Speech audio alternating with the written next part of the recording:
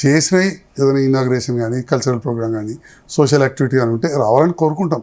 ఎందుకంటే రాజకీయాల్లో పబ్లిసిటీ అనేది మీ ద్వారా కావాల్సిందే, తప్పకుండా మీడియానే కదా మేము చేసే పనులు బయట తీసుకెళ్ళేది. కానీ ఒక లిమిట్ వరకే ఎప్పుడైనా కోరుకున్నాను. కానీ ఏమన్నా అనిపించింది రాంగ్ రీజన్స్తో స్టేట్ వైడ్ ఫిగర్ అయిపోయినారని చెప్పి, అంటే జీవన్ రెడ్డి తిట్టి అట్లా అయిపోయినారు, అట్లా ఏమైనా అనిపించింది ఎప్పుడన్నా? డెఫినెట్గా కొంత బాధ అనేది ఉంటుంది కదా, స్ట్రెస్ అవుతాం కదా. ఎందుకంటే ఉన్నదినట్టు మాట్లాడదు. డెఫినెట్గా ఏం పెద్ద నాకున్నది ఒక అమ్మాయి, వెల్ సెటిల్డ్ ఫ్యామిలీ, ఎవడో అనుకున్నట్టు ఏదో ఆశించిపోయింది కాదు. ఒక మాట ఇక్కడ క్వశ్చన్, మీ అమ్మాయి అంటే మీకున్నది ఒకే డాటర్, మీ వియ్యంకుడి కోసం మీరు జాయిన్ అయ్యారు, ఆయనకు చాలా పెద్ద కాంట్రాక్ట్ మహబూబ్ నగర్లో ఇచ్చారు, దాదాపు 100 కోట్ల చేతులు మారాయి, 100 కోట్ల ప్రయోజనం సంజయ్ కుమార్కి వచ్చింది ఈ పార్టీ ఫిరాయింపు ద్వారా. పూర్తి స్థాయికి ఒకటే నిమిషంలో క్లారిటీ ఇస్తా. వారు ఒకప్పుడు మంచి కాంట్రాక్టర్, అలా కాదని కాదు. రమేష్ అంటే జస్ట్ ఒక 5-10 సంవత్సరాల కింద వరకు అందరూ కూడా తెలుసు. But what ever may be the reasons, అసలు 18 తర్వాత వారి కాంట్రాక్టర్సే తగ్గించుకుంటూ పోయారు. మరి ఇంక్లూడింగ్ రోడ్ కాంట్రాక్టర్, బీటీ ప్లాంట్ల దగ్గర నుంచి కూడా తీసేసింది.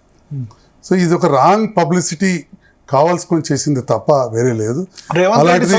మహబూబ్నగర్ జిల్లానే కాబట్టి ఆయన ద్వారా వియ్యంకుడి ద్వారా సంజయ్ కుమార్ జాయిన్ అయ్యారంటే వారు ఒకరికొకరు పరిచయమే. వాస్తవానికి మా వియ్యంకుడు కేసీఆర్ గారికే పనిచేసిండు, రేవంత్ రెడ్డి గారికి పెద్ద ఎలక్షన్లో కూడా పనిచేయక రేవంత్ రెడ్డి గారు ఒక స్టేజ్ దాటిపోయింది, సీఎం అయిపోయింది కాబట్టి ఇంకా ఒక వ్యతిరేకం చేసిండు ఒక కాంట్రాక్టర్ అనో లేకపోతే సంజయ్ బంధువులను చూడరు. రెండవది నేను అందుకే మొన్న అంతే చెప్తున్నాను, ప్రశాంత్ రెడ్డి గారు ఆర్ఎండ్బి మినిస్టరే కదా, వారికి తెలుసు. ఎందుకంటే లాస్ట్లో వారు మినిస్టర్ ఉన్నప్పుడు కూడా వారి వర్క్ జరుగుతుంది, ఒక 50 కోట్ల వర్క్ మనపట్ల జరిగేది. సో మేము ఇద్దరు వెళ్ళి కూడా కలిసేవాళ్ళం, కొన్ని బిల్స్ అవి క్లియర్ చేసేవాళ్ళం. అది ప్రశాంత్ రెడ్డి గారు క్లియర్ చేశారు. Nothing much. ఒక హౌసింగ్ మాత్రం కొంత ఉండింది, అది ఆటోమేటిక్గా కంప్లీట్ అయినాక వచ్చేటియే, ఆటోమేటిక్గా వచ్చేది, దానికి ప్రత్యేకంగా ఇవ్వాల్సింది లేదు. హౌసింగ్ కూడా కాంట్రాక్టర్ వేరే మా బావగారి ఫ్రెండ్. సో బిల్స్ కోసం ఏం జాయిన్ కాలేదు, కూతుర్ని సెటిల్ చేసేందుకు ఏం జాయిన్ కాలేదు, అవసరమే లేదు. ఆల్రెడీ వెల్ సెటిల్డ్ వాడు టు సెటిల్. మరి ఎందుకు జాయిన్ అయినట్టు? జగిత్యాల అభివృద్ధి కోసం అని చెప్పాను కదా, కొన్ని పనులు చేయాలి, ప్రజల లోపల ఉండాలి. రెండవది ఇప్పుడు 2018 to 2023 చాలా మంచి డెవలప్మెంట్ వర్క్స్ మొత్తం జగిత్యాల చరిత్రలోనే 24 to 29 ఉత్సవ విగ్రహంలా ఉండకూడదు ఒకటి. రెండవది రాజకీయ పరిణామాలు కూడా చూస్తాం. ఒకటి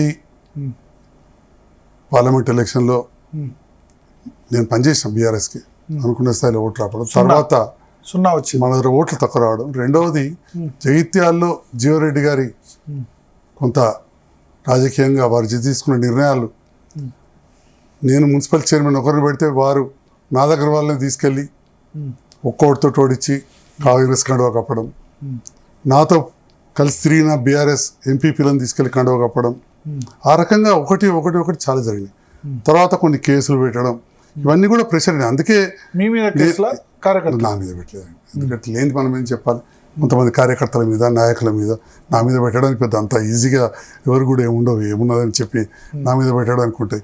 సో ఇలాంటి కొన్ని పరిణామాలు కూడా జరగడంతో కార్యకర్తలు కూడా కొంత ప్రెషర్కి లోనయ్యారు. ఇక వాళ్ళు వీళ్ళు జాయిన్ అవుతుంటే నాతో కూడా అనేవారు, మనం కూడా కలిసి పనిచేద్దాం సార్ ముఖ్యమంత్రి. సో అందుకే నేను ముఖ్యమంత్రి గారితో కలిసి పనిచేస్తే నాకు ప్రజల లోపల పెద్ద వ్యతిరేకత రాలేదు. దానికి రిజల్ట్ ఏంటంటే మనం బీఆర్ఎస్ దూరం అయినాం కాబట్టి కాంగ్రెస్ అభ్యర్థులకు ప్రచారం తిరిగినాను, ఎక్కడ కూడా నాకేం వ్యతిరేకత రాలేదు. క్వశ్చన్ చేయలేదా మీరు ఎందుకు కాంగ్రెస్ జాయిన్ అయ్యారని చెప్పి మీ ఇంటి ముందు ధర్నాలు? లేకపోతే అది ఇమీడియట్ గా కొంత పైనుంచి వచ్చింది, అంత 20-30 మంది వచ్చారు, ఏదో చేసిండ్రు పోయినారు, చేయలేదు. అది ఒక్కసారి జరిగింది, అది కూడా తెల్లవారి మాత్రమే. ఆ తర్వాత ఎక్కడ కూడా పెద్ద జరగలేదు. ఎక్కడ 50 మంది కౌన్సిలర్లు ఉంటే అప్పుడు బీఆర్ఎస్ మీరు ఆ టైంలో ఎంత మందిని గెలిపించారు? ఫస్ట్ మున్సిపల్ ఫస్ట్ టైంలో 32 మంది, 5 ఇండిపెండెంట్ గెలిచి వచ్చారు. 37 మంది మీరు గెలిచారు. 37 మందిలో మొన్న ఇప్పుడు మీరు కాంగ్రెస్ లో చేరినప్పుడు వాళ్ళు మీతో పాటు ఎంతమంది జాయిన్ అయ్యారు? దాదాపు అందరూ. మొన్న అది మీరు చెప్పేది ఫస్ట్ ఎలక్షన్ మీరు కాంగ్రెస్ లో జాయిన్ అయిన తర్వాత మీతో ఎంతమంది? దాదాపు అందరూ వచ్చారు. అందరు 37 లేదు, ఒక 4-5 రాలేదు. 4-5 రాలేదు, 32 మంది వచ్చారు. 33 వచ్చారు. 90% క్యాడర్ 90% వచ్చింది. ఓకే, ఇప్పటికి కూడా మెజారిటీ కౌన్సిలర్స్ ఉన్నారు. కానీ 50 మందిలో మొన్న 50 మందిలో టికెట్లు మీకెన్ని? మీకు 30, ఆయనకి 20 ఇచ్చారా? అలానే లేదు, డిసిసి ప్రెసిడెంట్ ద్వారా ఇచ్చారు. వారికి ప్రతిపాదించిన కొన్ని నాకు దగ్గర ఉన్న వాళ్ళకి కొన్ని ఇచ్చారు. సో ఆ రకంగా జరిగింది. ఎక్కువ ఎవరు గెలిచారు? నేను ప్రచారం చేసిన వాళ్ళు ఎక్కువ గెలిచారు. అందుకే నా వాళ్ళకి 20 ఇచ్చారని కదా గొడవ. మీరు గాంధీ భవన్కు రావడం ఇష్యూ చేసింది. కాంగ్రెస్ ఇచ్చిన 33 మంది జీవన్ రెడ్డి గారు పనిచేసిన వాళ్ళే. సో వారు ఏదైతే 30 అని అంటున్నారో ఈ 30లో 13 మంది ఎంపీ ఎలక్షన్లే జీవన్ రెడ్డి గారు ఆల్రెడీ కండువ కప్పేసిన వారికి. 13 మంది పేర్లతో సహా ఉంది. ఓకే. సో అయినా 20 టికెట్లు జీవన్ రెడ్డి తీసుకున్నారు కదా, మిగతా 30 చోట్ల ఇండిపెండెంట్ క్యాండిడేట్లకు ప్రచారం చేశారు. 20 చోట్ల కూడా చేయలేదు. వారు 30 మందికి ఇండిపెండెంట్ కాంగ్రెస్ చేతి గుర్తు రాని వాళ్ళకే చేశారు. ఎవరికి చేతి గుర్తుంటే వాళ్ళకి చేయలేదు ప్రచారం. తాను ఇచ్చిన బీఫామ్ ఇచ్చిన వాళ్ళకి కూడా చేయలేదు. 20 మందికి చేయలేదు. నేను ఎవరు అడిగితే వాళ్ళకి చేశారు ప్రచారం. ఓకే. అంటే జీవన్ రెడ్డి బీఫామ్ ఇచ్చిన వాళ్ళకి కూడా చేశాం. ఎవరు వచ్చి అడిగినా చేసాం. అంటే కాంగ్రెస్ అప్పుడు చేతి గుర్తుంటే ఎవరు వస్తే వాళ్ళకి ప్రచారం చేశాం. ఓకే. ఎంతమంది గెలిచారు ఇప్పుడు? మీ వర్గం ఆయన వర్గం ఎవరు ఎక్కువ తక్కువ? చేతి గుర్తుతో గెలిచింది ఎంత? 26, 25, 23 చేతి గుర్తు. ఇండిపెండెంట్ లో 12-13 మంది కదా 13 గెలిచారు. కొంతమంది నేను పెట్టిన క్యాండిడేట్లకు రెబర్లు గెలిచారు. వారికి ఏమో కొందరిని వారైతే ఆటోమేటిక్గా ఇండిపెండెంట్లో ఫీల్డ్ చేశారు. సో 13 మందిలో మీ వాళ్ళు ఎంతమంది ఉన్నారు? మీరు ఇండిపెండెంట్ పెట్టిన వాళ్ళు 4 గెలిచారు. 4. సో టోటల్ 29 అయింది. ఇండిపెండెంట్. కానీ అక్కడనే జీవన్ రెడ్డి హట్ అయినారు. మీరు చెప్పిన క్యాండిడేట్ చైర్మన్ చేసి, మున్సిపల్ చైర్మన్ చేసి, జీవన్ రెడ్డి నేను ఇంత సీనియరు, నేను చెప్పిన వాళ్ళకి డిప్యూటీ చైర్మన్ ఇవ్వడం ఏంది అన్న దగ్గర ఇగో హట్ అయింది కదా, నడవదు అని చెప్పి. మెజారిటీ క్యాండిడేట్స్ నా దగ్గరే ఉండరు కదా. అబ్సల్యూట్ మెజారిటీ ఉండింది మీ దగ్గర. Counsellors absolute majority. మీ దగ్గర ఈవెన్ మీ జీ న్యూస్ లోకల్ రిపోర్టర్ కూడా క్యాంపులు పెడతా కదా ఎలక్షన్ బస్సులో దిగేటప్పుడు తీసింది కదా. నాతో పాటు ఇంక 29 మంది, వారితో పాటు 10 మంది మాత్రమే. వారికి ఓటు లేదు. ఇంకా నాకు ఓటు కూడా ఉండేది. నా అవసరమే పడలేదు అక్కడ. మీతో పాటు 29 మంది కౌన్సిలర్స్ ఉండే, ఆయనతో పాటు 10 మంది మిగిలేదు. సో అందుకని మీరు చెప్పిన వాళ్ళని చైర్మన్ చేశారు. కానీ దానివల్లే కదా ఇప్పుడు వచ్చి బీఆర్ఎస్ లో జాయిన్ అయింది ఆయన. రీజన్ అప్పటి వరకు ఫైట్ చేస్తూనే ఉన్నారు మీతో. మున్సిపల్ ఎలక్షన్ ట్రిగ్గర్ పాయింట్ అని నేను అనుకుంటున్నా. వదిలేస్తే ఏమైతుండే మీరు మున్సిపల్ ఎన్నికల్లో ఆయన చెప్పిన వాళ్ళే చైర్మన్ క్యాండిడేట్ అంటే. వారి రాజకీయాలు ఉన్నప్పుడు మన అనుచరులను మనం కాపాడుకోకపోతే రాజకీయాలు ఉండడానికి ఎందుకంటే that is also one of the reason why I'm rallying with the government అని కూడా చెప్పాను కదా. ఓకే. మీరు కనుక కాంగ్రెస్ తో కలిసి పనిచేయకపోతే మీ దగ్గర వాళ్ళు కూడా కాంగ్రెస్ లో పోతారు. అప్పటికే పోయారు. చెప్పాను ఇంతకుముందు ఎగ్జాంపుల్ మున్సిపల్ చైర్మన్ ఒక కోటితో దెబ్బతీసి తీసుకున్నారు. కారు గుర్తుకు కౌన్సిలర్నే ఎంపీపీలు 2 తీసుకున్నారు. Councillors, sarpanches, MPTCs, TSCS chairman Jeevan Reddy గారు తీసుకున్నారు. తీసుకుని పార్లమెంట్ ఎలక్షన్ వాళ్ళంతా కాంగ్రెస్ కే ప్రచారం చేశారు. చాలా మంది పిఎస్సీఎస్ చైర్మన్లు కూడా. సో మన ఉనికి మనం కాపాడుకోవాల్సి ఉంటుంది. ప్రస్తుత రాజకీయ పరిస్థితిలో కొంత తప్పని పరిస్థితి. కానంటే ఒకటి, కేసీఆర్ చాలా ఆత్మీయంగా ఉండేవాళ్ళు మీతో. మీ తండ్రి చనిపోయినప్పుడు కూడా ఈ 2 months బిఫోర్ 3 months బిఫోర్ జగిత్యాల్లో మీ ఇంటికి వచ్చి ఆయన జనరల్గా ఈ ఆపోజిషన్కి వచ్చిన తర్వాత ఫామ్ హౌస్ నుంచి కదలలేదు.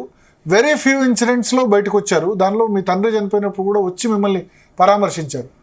సో బాధ అనిపించలేదా? కేసీఆర్ను వదిలిపెట్టి బయటకు వెళ్తున్నా అన్న బాధ అనిపించలేదు మీకు? నేను అదే చెప్పాను సార్. నేను అప్పటికి చాలా రోజులు నెలలు ఆలోచించి వచ్చాం. సంతోషంగా రాలేదు, వారి మీద కోపంతో రాలేదు. జగిత్యాల ప్రాంతంలో ఇంతకుముందు చెప్పినట్టు ఐఎమ్ లిమిటెడ్ టు జగిత్యాల.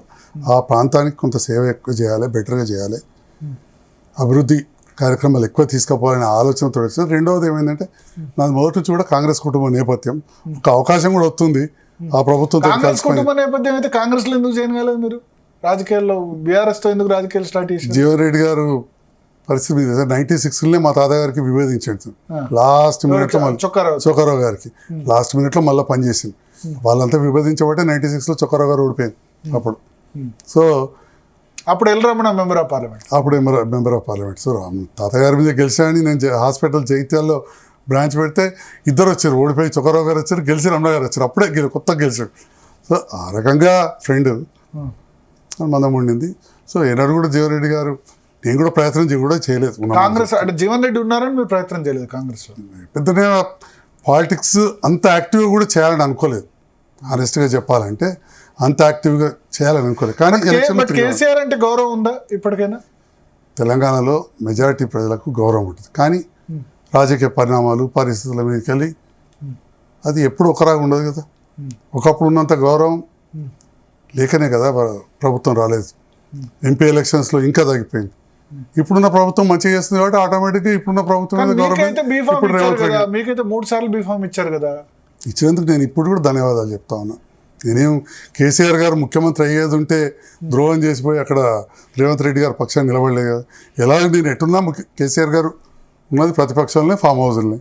అటువంటి సందర్భంలో ప్రభుత్వంతో కలిసి పనిచేస్తే ప్రభుత్వంతో కొన్ని ఫలాలైనా మన ప్రజలకు అందించవచ్చు అని చెప్పి, ప్రజలకు సేవ చేయొచ్చు అని చెప్పి, రాజకీయంగా మీ కూడా కమ్యూనిటీలో నెగిటివ్ రాలేదా? వెల్మ కమ్యూనిటీలో ఏ పార్టీ కూడా ఎందుకంటే నాకు తెలిసి 10 మంది ఎమ్మెల్యేలో వెల్మ కమ్యూనిటీ నుంచి మీరు ఒక్కళ్ళే జాయిన్ అయింది.